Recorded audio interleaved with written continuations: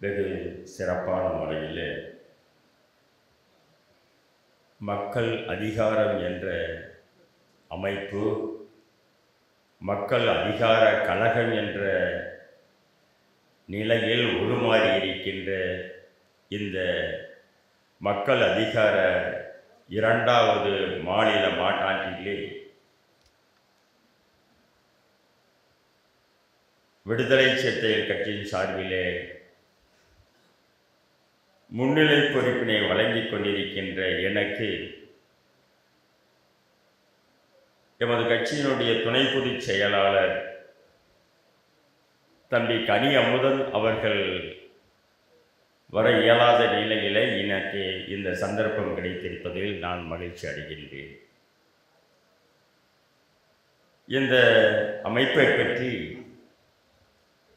நான் வெகு காலமாக நன்கு அறிவேன். தோழர் ராமலிங்கம் அவர்கள் மூலமாக இந்த இணைப்பு எனக்கு கிடைத்தது. தோழர் ராமலிங்கம் அவர்களை நான் 4-5 ஆண்டுகளுக்கு முன்பாக சந்தித்த போது அவனியாபுரம் காவல் நிலையத்திலே போஸ்டர் ஒட்டிய குற்றத்திற்காக அவரை அழைத்து வந்து அங்கே அமர வைத்திருந்தார்கள் இரவு நேரத்திலே. அது ஒரு முக்கியமான தருணம். விடுதலை சிறுத்தைகள் கட்சியின் சார்பாகவும் அந்த பிரச்சனையை எதிர்த்து ஒரு போஸ்டர் ஒட்டியிருந்தோம். அவர்களையும் அழைத்து வந்திருந்தார்கள். எனக்கு ராமலிங்கத்தை தெரியாது. அவரை மட்டும் நான் அழைத்து வந்து விட்டேன். விடுதலை சிறுத்தைகள் கட்சியைச் சேர்ந்தவரை மட்டும் அழைத்து வந்து விட்டேன். ஒரு முறை 2 முறை ராமலிங்கத்தை நான் சந்தித்திருக்கின்றேன். பரிச்சயம் இல்லை. அதற்கு பின்புதான் ராமலிங்கத்தினுடைய ஒற்றை ஆளாக இருந்து அன்றைக்கு நான் மிக மிக வேதனைப்பட்டேன். 2 நாளைக்கு முன்னாடி வந்து அவரை நம்ம கூட்டி வர முடியலையே, கூப்பிட்டுருந்தாலும் விட்டுருக்க மாட்டாங்க, அது வேற அப்படின்ற மாதிரியான ஒரு தாக்கம் எனக்கு இருந்துகிட்டே இருந்துச்சு. அப்போ அந்த 1 நபர் 2 நபர்களாக இருந்த அந்த அமைப்பு இன்றைக்கு பரிணாம வளர்ச்சி பெற்று இந்த அரங்கம் கொள்ளாமல் செஞ்சட்டை படையாக இன்றைக்கு திரண்டிருக்கின்றார்கள் என்று சொன்னால் இந்த மக்கள் அதிகாரத்தினுடைய உழைப்புக்கும் உண்மைக்கும் கிடைத்த வெற்றியாகவே நாம் இதை கருதுகின்றோம் தோழர்களே. அரசியல் கட்சியாக நான் அப்படித்தான் இதை கருதுறேன். மக்கள் அதிகார கழகம், மக்கள் அதிகாரம் என்பது அமைப்பு, மக்கள் அதிகார கழகம் என்பது அது ஒரு பொலிட்டிக்கல் பார்ட்டியாக இருக்குமோ என்று நான் நினைக்கின்றேன். அப்படித்தான் என்று கூட நான் கருதி கொள்கின்றேன். ஆனால் சாதனையாளர்களை சற்று நினைத்து பாருங்களேன். புரட்சியாளர் அம்பேத்கரை கூட நம்ம நினைச்சு பார்க்கலாம். அவர் அரசியல் அதிகாரத்தை பெறுவதற்கு முன்பு ஓட்டு அரசியலுக்குள் வந்து அமைச்சராகி அவர் அந்த அமைச்சர் பதவியை வச்சு சாதிக்காததை விட அவர் சமூக சீர்திருத்தவாதியாக இருந்து சமூக புரட்சியாளராக போராளியாக இருந்த காலத்தில் செய்த போராட்டத்தின் விளைவாக கிடைத்த வெற்றி தான் அதிகபட்சமான வெற்றி. இந்த மனுநீதியை கொளுத்திய காலம் 1927 கொளுத்திய காலம் புரட்சியாளர் அம்பேத்கருடைய காலம். அது வெற்றியான காலம். மகர் குலத்திலே, சவுகார் குலத்திலே இறங்கி குளிக்கலாம், தாழ்த்தப்பட்டவர்களும் இறங்கி குளிக்கலாம் என்று புரட்சியாளர்கள் அவரை போன்ற ஒற்றவர்கள் போராட்டத்திற்கு பின்பு கிடைத்த அந்த வெற்றியை கூட 3 ஆண்டு காலம் யாருமே அதை முறியடிக்கவில்லை, அதை மீறலை. சவுகார் குளத்தில் இறங்கி குளிக்கலாம்பா எல்லா ஜாதிக்காரங்களும் அப்படின்னு சட்டம் வந்துருச்சு, முனிசிபாலிட்டி சட்டம் போட்டுருச்சு. ஆனாலும் கூட அந்த சட்டம் நிறைவேறவில்லை. யாரும் அதை மீறி அங்கே போய் இறங்கி எந்த பிரச்சனையும் செய்யலை. அதை கூட புரட்சியாளர் அம்பேத்கர் 3 வருஷத்துக்கு பின்னாடி 1927 இறங்கி அதை மீறினார். பெரிய பிரச்சனைகள்லாம் வந்துச்சு. அப்பெல்லாம் அரசியல் அதிகாரம் அவர்கிட்ட இல்லை.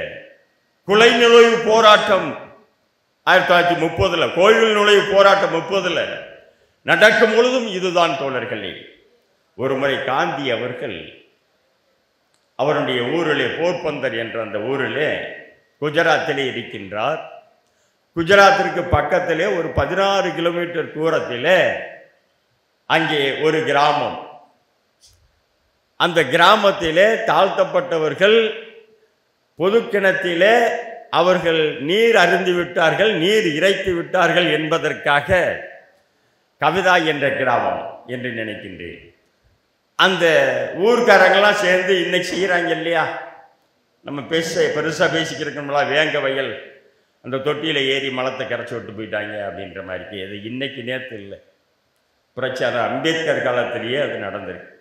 இப்போ வரைக்கும் நம்ம கத்திக்கிட்டே இருக்கிறோம், போராட்டம் பண்ணிக்கிட்டே இருக்கிறோமே ஒழியே தீர்வு என்பது இல்லை. என்ன செய்ய போகிறோம்? எத்தனை அமைப்புகள் வந்து, எத்தனை கட்சிகள் வந்து, எத்தனை ஆட்சிகள் வந்து என்ன செய்ய போகிறோம்? இந்த காலத்தில் தான் நாம் வாழ்ந்து கொண்டிருக்கின்றோம். காந்தி வர்றார் அங்கே. காந்தி வந்துட்டு அவர்கள் செஞ்சது தப்பு, எனவே நீங்கள் இந்த ஊர்ல இருக்காதீங்க, வேற ஊருக்கு போயிருங்க, உங்களை சார்ந்த பல பேர் இருக்கக்கூடிய தலித் மக்கள் இருக்கக்கூடிய வேறு கிராமத்திற்கு சென்று விடுங்கள் என்று காந்தி சொல்றாரு. சும்மா கட்டுக்கதையெல்லாம் இல்லை, உண்மையான நிகழ்வு. அப்ப அங்கே செய்வாங்கல்ல, அங்கேயும் செய்வாங்கல்ல, அப்ப அடுத்த ஊருக்கு போறதா? அங்கே செஞ்சாங்கன்னா இப்படியே போய்கிட்டே கடல் கடந்து வேற நாட்டுக்கு போயிடுறதாடா? ஒரு புத்தி வேண்டாமா? இந்தியாவினுடைய தந்தைக்கு ஒரு அறிவு வேண்டாமா? ஒரு புத்தி வேண்டாமா? நீ எந்த போராட்டத்தை தலித் மக்களுடைய விடுதலைக்காக நீ ஆணித்தரமா செஞ்ச? எந்த போராட்டத்தை செஞ்ச? குற்றாலத்துக்கு வர்ற, குற்றாலத்தில் வந்து எல்லா மக்களும் குளிக்கலாம், தாழ்த்தப்பட்ட மக்கள் குளிக்கக்கூடாது அப்படின்னு சட்டமே இருக்கு, விதியே இருக்கு. அப்ப இவர் வரும்பொழுது வந்து தாழ்த்தப்பட்ட மக்களை எல்லாம் சேர்த்து நான் அதை குளிக்கிறதுக்கு கூட்டி போறேன்னு சொல்லி கூட்டி போறாரு. இவரை மட்டும் உள்ள அனுமதிக்கிறாங்க, தாழ்த்தப்பட்ட மக்களை வந்து அனுமதிக்கல. இவர் என்ன பண்றாரு?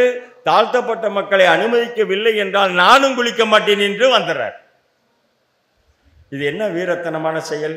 இது என்ன புத்திசாலித்தனமான செயல்? நீ குளிக்காம போய் என்ன வேணாலும் பண்ணு, ஏன் மக்களுடைய உரிமைக்காக நீ கூட்டி போனியே, என்னாச்சு? நடுவில் விட்டு போயிட்டீல்ல. கவிதா கிராமத்தில் புரட்சியாளர் அம்பேத்கர் போய் அதை மாற்றி காட்டினார் தோழர்களே. அந்த தண்டவாளத்தை, அந்த போக்குவரத்து சாலையை 2ஆம் உலகப் போர் நடந்து கொண்டிருக்கும் பொழுது, தளவாட பொருள்கள் எல்லாம் சென்று கொண்டிருக்கும் பொழுது பிரிட்டிஷ் அரசுக்கு எதிராக பெரிய மறியலை பண்ணி அதை முறியடித்து காட்டினார். நான் என்னத்துக்கு சொல்ல வரேன்னு சொன்னா, அரசியல் கட்சியாக உருமாறிவிட்டால் எல்லா அதிகாரமும் கிடைத்துவிடும், நாம் வென்று விடுவோம், இந்த மாற்றங்கள் ஏற்பட்டு விடும் என்ற நிலையில் இருந்து கொண்டு அரசியல் அமைப்பை கட்டமைக்காதீர்கள். சொன்ன ஏற்கனவே 5 வருஷத்துக்கு முன்னாடி ஒருவராக இருந்தவங்க இன்னைக்கு வந்து ஆயிரக்கணக்கில் உருமாறி இருக்கீங்க அப்படின்ற மாதிரி இருந்தா இதுதே செய்யும். இந்த 1000 ஓட்டவோ 1000 இருக்கின்ற இந்த குடும்பத்தினுடைய 5000 ஓட்டையோ 10,000 ஓட்டையோ வாங்கி எந்த சாதனையும் செய்துவிட முடியாது. ஓட்டு அரசியல் என்பது, நான் அரசியல்வாதியாக இருந்தாலும் கூட எந்த மாற்றத்தையும் கொடுக்காத தோழர்களே. இந்த நிலையில் இருந்து கொண்டுதான் நீங்கள் பயணிக்க வேண்டும். எத்தனையோ அரசியல் கட்சிகள் நிறைய வந்துருச்சு, அதை செய்ய போறேன் இதை செய்ய போறேன்னு சொல்லிட்டு வந்துகிட்டு இருக்கிறாங்க, வச்சுட்டு இருக்கிறாங்க. ஆனாலும் கூட இன்னமும் புரட்சியாளர் அம்பேத்கர் எழுதிய அரசியல் சாசன சட்டம் சரத்து 13 தீண்டாமை ஒழிக்கப்பட்டு விட்டது. யார் நடைமுறைப்படுத்தியிருக்கா? யார் நடைமுறைப்படுத்துவதற்கு இங்கே துணிந்து கொண்டிருக்கின்றார்கள்? நீ எத்தனை வருஷம் இவன் வந்து தீண்டாமையில் உழந்து கொண்டே இருக்க வேண்டும்? எத்தனை கட்சிக்கு இவன் மாறிக்கொண்டே இருக்க வேண்டும்? இவனுடைய அவலநிலை என்று தீரும் தோழர்களே? என்னைக்கு தீரும்? கட்சியினுடைய தலைவர்களோ கட்சியினுடைய பிரமுகர்களோ, அது தலித் கட்சியாக இருந்தாலும் தலித் கட்சி அல்லாத பிற கட்சிகளாக இருந்தாலும் கூட அமைப்பு ஒன்றுதான் இதற்கு சரியான தீர்வாக இருக்க முடியும் தோழர்களே. புரட்சியாளர் அம்பேத்கர் சொன்னதை போன்று என் தலையிலே இருக்கின்ற தீண்டாமை என்ற பெரிய பாறையை என்னுடைய பிள்ளையினுடைய தலையிலே நான் இறக்கி வைத்து சாக மாட்டேன் என்று சொன்னார். ஆனாலும் கூட இறந்து விட்டார். பாரம் நம்ம தலையிலே இருந்து கொண்டிருக்கின்றது தோழர்களே. நான் ஏதோ தீண்டாமை பிரச்சனை மட்டும் பேசிக்கிட்டு இருக்கிறேன் இந்த அவையில் அப்படின்ற மாதிரி நீங்கள் நினைக்க வேண்டாம். இதை காட்டிலும் வேறு பெரிய வேலையே எதுவும் இல்லை இந்திய நாட்டில். இதை காட்டிலும் பெரிய வேலை எதுவுமே இல்லை. உலகத்தில் எங்கெங்கேயோ புரட்சி ஏற்பட்டுச்சு. புரட்சி ஏற்படக்கூடிய இடமான இந்தியாவிலே புரட்சி ஏற்படவில்லை. அப்படி என்றால் நாமெல்லாம் எப்படி, என்ன வித்துக்கள்? சரியான வீரிய வித்துக்களா அல்லது பதறுகளா தோழர்களே? இதை புடம் போட்டு பார்க்க வேண்டும் என்ற நிலையை இந்த தருணத்திலே நாம் உணர வேண்டும். இந்த இயக்கம் இன்றைக்கு கழகமாக கட்சியாக உருமாறி இருக்கின்றது. தன்னுடைய பாதங்களை தடங்களை புரட்சி பாதைகளில் பதித்து வெற்றி பெற வேண்டும் என்ற அந்த வாழ்த்தை கூறி விடுதலை சிறுத்தைகள் கட்சியின் சார்பாக உளமாற பாராட்டி விடைபெறுகிறேன் தோழர்களே. நன்றி.